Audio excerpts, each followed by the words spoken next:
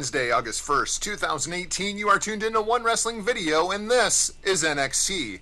My name is Jargo. I'm the digital reporter here at One Wrestling for NXT. You can find me on Twitter at NotJargo. But I guess that's enough about me. Let's go ahead and talk about tonight's episode of NXT. Tonight's episode comes to us once again from Full Sail Live in beautiful Orlando, Florida. This week's episode kicks off with a recap of last week, which featured that vile creature, Tommaso Ciampa, capturing the greatest prize in NXT. Yet another epic video package put together by the NXT production crew. We cut to the standard open, and this week's episode is underway. Kicking things off this week, we have Tucker and Otis of Heavy Machinery. They'll be taking on the Mighty in tag team action tonight. Heavy Machinery jump on the Mighty before the bell rings. They've had just about enough of Thorne and Miller. After a bit of back and forth, once the bell does sound, the teamwork of the experienced Australian seems a bit much for Otis. Frequent tags between the Mighty as they go to work on Otis, and the NXT universe gets behind Otis as he starts to make his comeback. Makes it in the hot tag to his tag team partner, Tucker Knight. Knight comes in, takes out both Thorne and Miller. Knight even shows off a little bit of his high-flying skills in this match. He's way more agile than you would expect in looking at him. After a big senton to the outside from Knight, the Mighty get one up on the big man as he re-enters the ring. Out of nowhere, the Street Profits show up, and the audience, with their music just absolutely blaring, going crazy inside of Full Sail, lights and everything. This provides the distraction as Heavy Machinery take advantage, hit the compactor for the big win in 5 minutes and 17 seconds. We've been talking about this feud for a little while here at This Is NXT. This is a real nice undercard feud. 5 minutes, 17 seconds. Great way to kick off the show. Gets everybody involved. I'm not really sure where either one of these two teams are going to fall inside of the tag team division, though. When you have the Undisputed Era, you have Mustache Mountain, you have the artist formerly known as War Machine. There seems to be a huge knock between the top 3 teams inside of the tag team division and the second tier teams inside of the tag division, which are going to be Heavy Machinery, the Mighty, and the Street Profits. Speaking of the tag team division, Mustache Mountain is out next. I'm sure that they have some nice words for our new tag team champions, the Undisputed Era, Roderick Strong and Kyle O'Reilly. On tonight's episode, they are taking on Matt Knox and Brandon Taylor, representing the Job Squad this week. Very paint-by-numbers tag team showcase here for Mustache Mountain, just reestablishing themselves as a dominant team inside of this tag team division. After the match, Seven and Bate take to the microphone. Seven apologizes to both Bate and the NXT Universe for what happened the last time they were in Full Sail. Bate apologizes to Seven for throwing in the towel, but then says they are on a mission to get back their NXT tag team titles. Then they let us know that they are invoking their rematch clause for TakeOver Brooklyn 4 here in just a couple of weeks.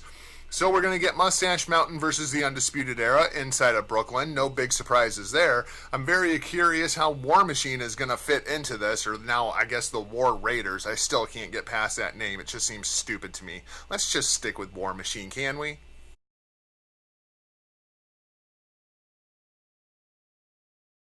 EC3 out next to take on Kona Reeves in the Battle of the One Percenter versus the Finest. Reeves gets some really good heat during his entrance into Full Sail, and EC3 looks very unimpressed. Really good chemistry between these two guys without either one of them taking a whole lot of damage or showing off a whole lot of their offensive moveset. This very much a character-based match, and these two played very much to their strengths. After EC3 takes a dominant advantage over the Finest, enter the Velveteen Dream. Dream tells EC3 that if he wants to talk about what happened at the Royal Albert Hall, they can talk about it. But EC3 has to come to the Dream's world. Dream makes a stylish exit. EC3 turns around into a big Samoan drop from Kona Reeves for a believable near fall. Reeves goes to follow up but is caught by the One Percenter and put down for 3 in about 6 minutes here. Really the biggest thing here is Velveteen Dream and his interjection into the match. EC3 versus Velveteen Dream in Brooklyn. Absolutely. That seems like a good, solid opener for TakeOver Brooklyn 4.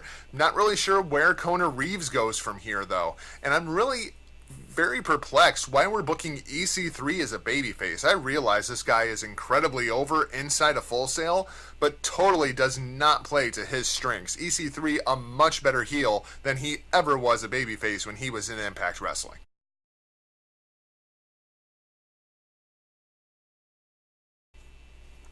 Next up, we have some women's action as Candice LeRae is out next to take on the NXT Women's Champion, Shayna Baszler, in a non-title match.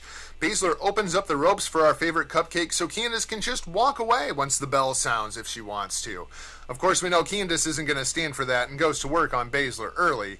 Candice goes for a high-risk move off the top, but Baszler pulls Candice down and she falls to the floor. Champ goes out after her and throws Candice into the stairs. Candice hits her left arm into the stairs.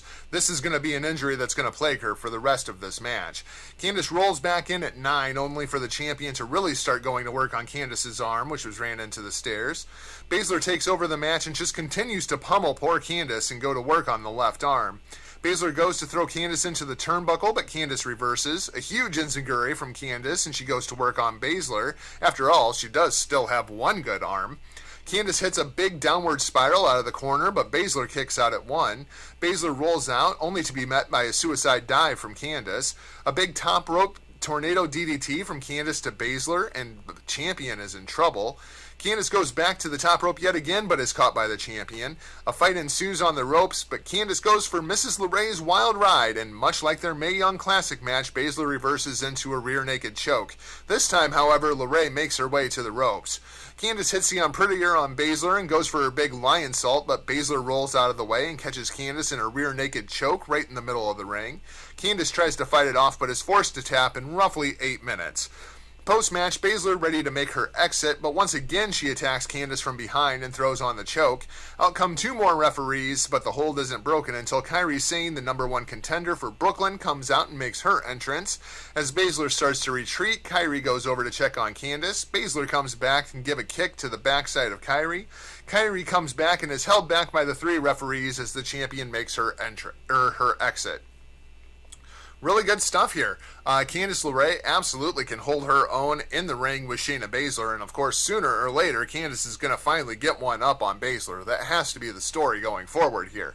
As far as Kairi Sane coming out, I think she looks great. It adds a little bit more turmoil to the match going into Brooklyn. You get a bit more personal feel between Kairi Sane and Shayna Baszler, which is not really needed, but absolutely welcomed. I'm wondering if next week on NXT TV we're going to see Kairi Sane take on Bianca Belair and get a little bit of a repeat of this going into Brooklyn.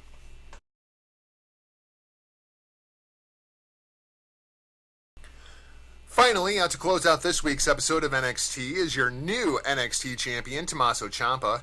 He's greeted and sung to the ring by asshole chants and boos and a very large "you suck" chant. Ciampa just smiles while showing off his newly won NXT championship. Ciampa welcomes all of us to his NXT. Ciampa goes on the outside, and you remember the granny from a couple of weeks ago? Ciampa gets right up in her face and he says, "I remember you. I want you to take this opportunity to realize this is my moment, and I am your NXT champion." This welcomes a "you're an asshole" chant from the Full Sail faithful. Absolutely great stuff from Ciampa here. He says the icing on the cake is once again Johnny Gargano proves that he is a failure. And not only does he win, but Johnny loses. Ciampa goes on to say that he is not only the main event, but he is an untouchable. Oh yeah, and he claims to be the greatest sports entertainer of all time. The former champion Aleister Black seems to have something to say about that, but before the former champion can make his way to the ring, he is ran past by Johnny Gargano. Gargano jumps in the ring and starts beating the ever-loving crap out of Tommaso Ciampa. Johnny takes the mic and says that the only reason Ciampa is champion is because of him. After Johnny repeats that fact a few times, his mouth is shut by Aleister Black and a huge black mass right upside Johnny Gargano's head. This causes the Full Sail faithful to erupt into a "you deserve it" chant, which he kinda does. Black takes the mic and says Johnny is right. The only reason Ciampa is champion is because of Johnny. Black's music hits and the former champion makes his exit with Johnny wrestling laying in the middle of the ring. So here we are. We have a perfect setup for a triple threat for the NXT championship going into Brooklyn. Of course, a couple of weeks away, this thing is going to get worked out. It seems that we're going to have the evil heel Tommaso Ciampa. You have your clear babyface in Aleister Black. And then you have Johnny Gargano, who's kind of stuck in this turmoil as to what side of the coin does Johnny Wrestling really fall on at this point. So that's going to wrap things up for this week's episode of This is NXT. Thanks for watching. If you haven't yet, please hit that subscribe button and the little bell so that you're always notified of any new content here at One Wrestling Video. Hit me on Twitter at NotJargo. Let me know what you think of this week's show. And then head over to hittingthemarks.podbean.com so you never miss any content from myself or my tag team partner, Rick Vickery, on the Hitting the Marks Pro Wrestling Podcast. New episodes dropping every Friday. We'll see you back here next week at One Wrestling Video for another episode of This is NXT. For now, this is Jargo at One Wrestling Video, closing transmission.